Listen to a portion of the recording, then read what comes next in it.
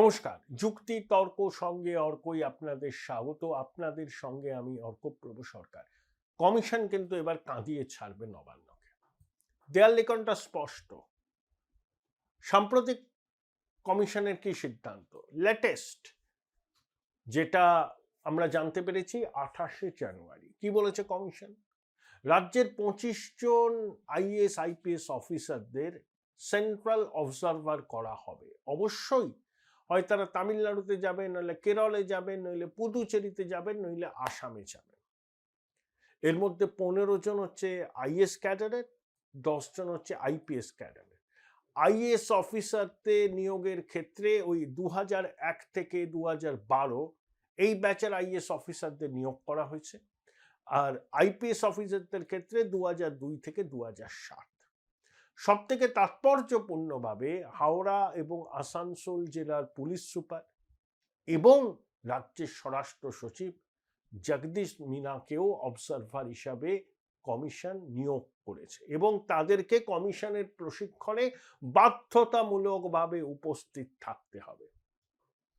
Commission চারবার রাজ্যের কাছে চিঠি দিয়ে অফিসারদের তালিকা চেয়েছিল। স্বভাবতই নবান্ন সাংবিধানিক প্রতিষ্ঠানকে তো কোনো রকম সম্মান দেয় না, অতএব ইগনোর করেছে কমিশন। তার ক্ষমতা বলে এই 25 জন অফিসারকে চিহ্নিত করে তাদের কাছে কমিশনের চিঠি পৌঁছে দিয়েছে এবং তারা যাতে প্রাপ্তি স্বীকার করেছেন সেটাও এনশিওর করা হয়েছে। এখন অ্যাডিশনাল চিফ সেক্রেটারি পদমর্যাদার অফিসারকে কমিশন কখনো এই ধরনের কাজে নিয়োগ করে না, কিন্তু আমাদের বর্তমান স্বরাষ্ট্র সচিব কিন্তু সচিব পর্যায়ের অফিসার, অত্যন্ত আস্থাভাজন বঙ্গেশ্বরী, খুবই অনুপ্রাণিত। এবং কমিশনের সিদ্ধান্ত তো স্বরাষ্ট্র সচিবের মাধ্যমেই জেলায় জেলায় পুলিশ প্রশাসনের কাছে যায় আর মুখ্য সচিবের মাধ্যমে সিভিল অ্যাডমিনিস্ট্রেশনের কাছে যায়।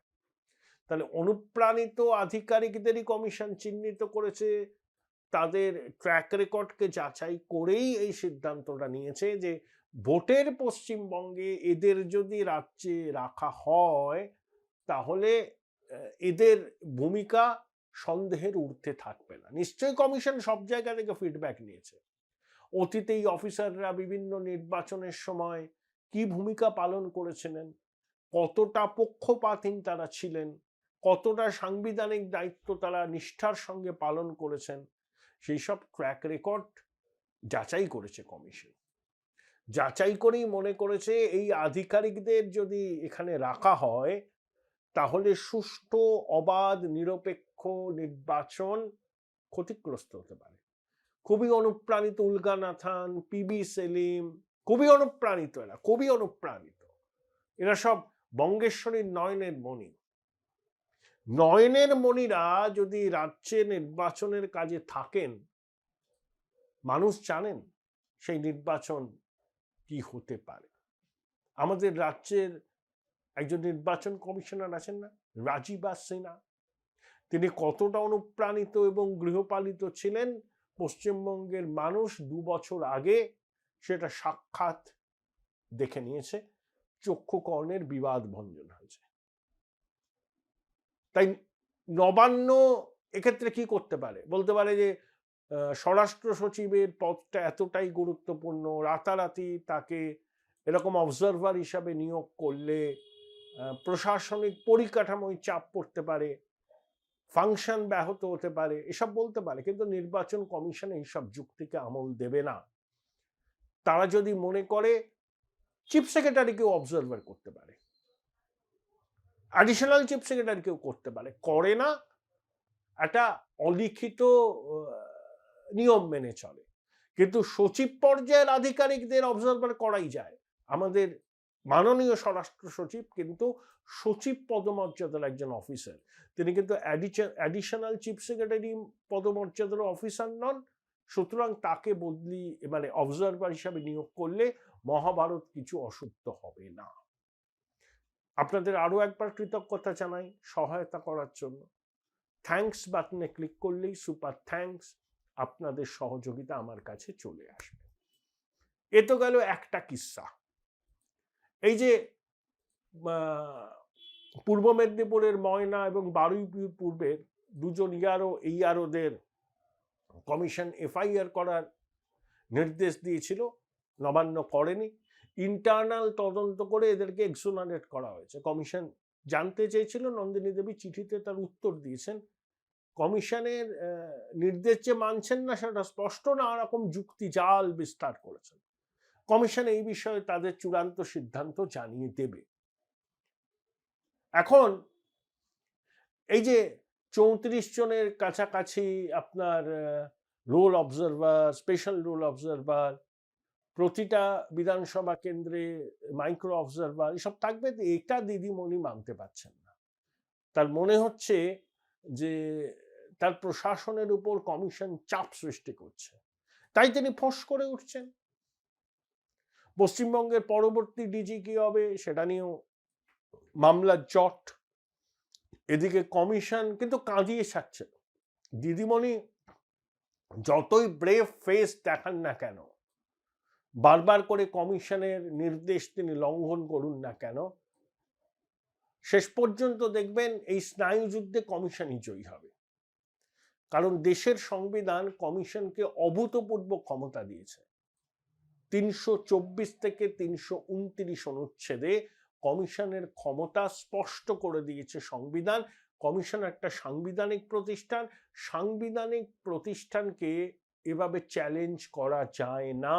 এতে সাংবিধানিক প্রতিষ্ঠানের গরিমা ক্ষুণ্ণ হয় এবং সাংবিধানিক প্রতিষ্ঠান ভেঙে পড়ার উপক্রম হয়।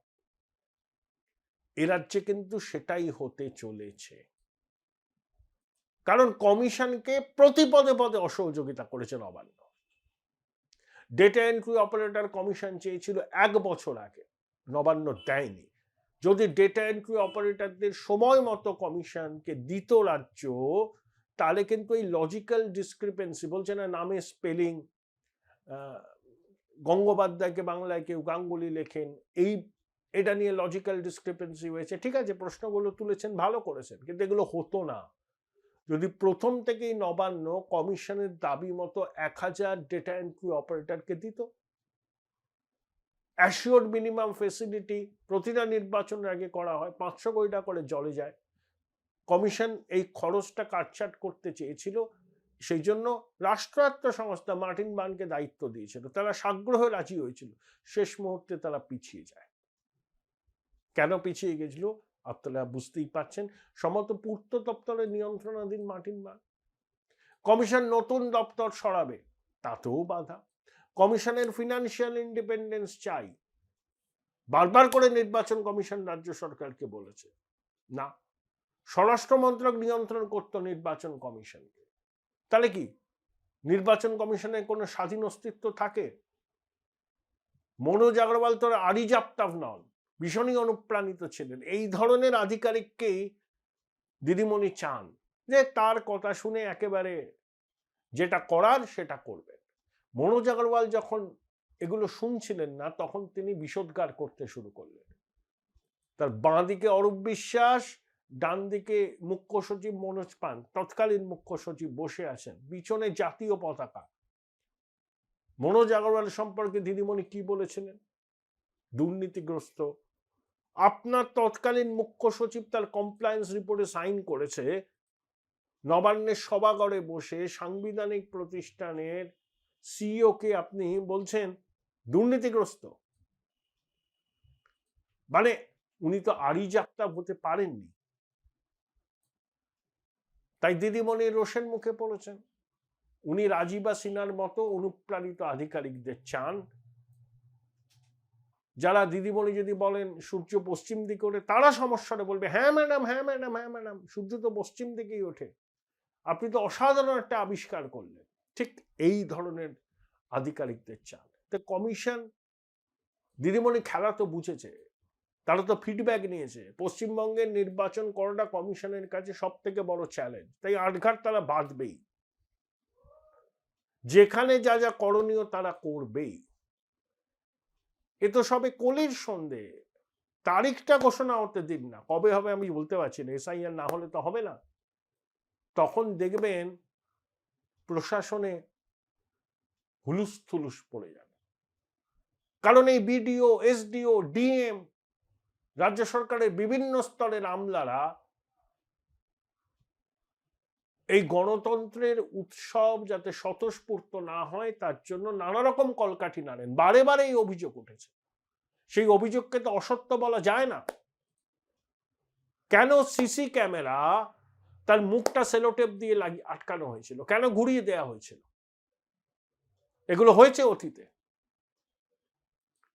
ওই খোকাবাবুর ডায়মন্ড হারবারে কোথায় ফলতা না সরিষা, কোথায় এক তৃণমূলের নেতা বলছিল যে কিভাবে তারা ভোট করেন। 7.5 লক্ষ ভোটে জিতেছে খোকা। গণতন্ত্রের পক্ষে শুভ লক্ষণ। কিভাবে খোকা জিতেছে আমরা জানি, তা কমিশনও জানে। কমিশন কবার ভুল করবে এদের উপর ভরসা রেখে?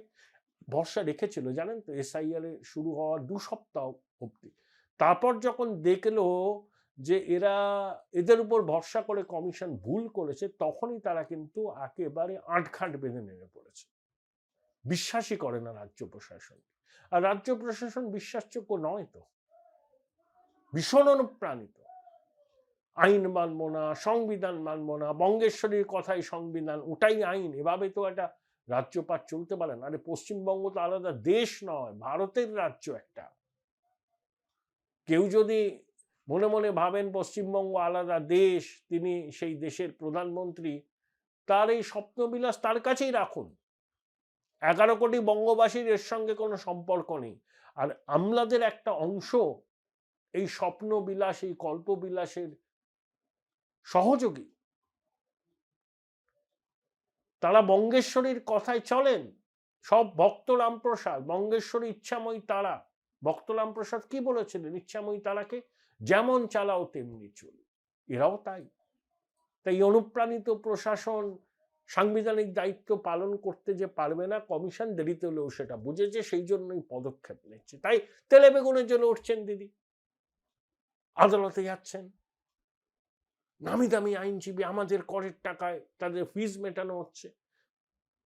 কাঁদিয়ে ছেড়ে দিয়েছেন কমিশন নবান্নকে, এবং শেষ হাসি কমিশনই হাসবে। দেখে নেবেন বঙ্গেশ্বরের এই আস্ফালন সফল হবে না। হার তাকে মানতেই হবে। দেশের সংবিধানের থেকে উঁচু নয় বঙ্গেশ্বরীর ইগো। দেশের সংবিধান সুপ্রিম, সবাইকে তা মানতে হবে, এবং সাংবিধানিক প্রতিষ্ঠানকে সব রকম সহযোগিতা করতে একটা নির্বাচিত সরকার বাধ্য। শেষ পর্যন্ত সেই সত্যটা আবার সুপ্রতিষ্ঠিত হবে আদালতের অলিন্দেই। Join Indian Institute of Hotel Management now. Right choice, right decision.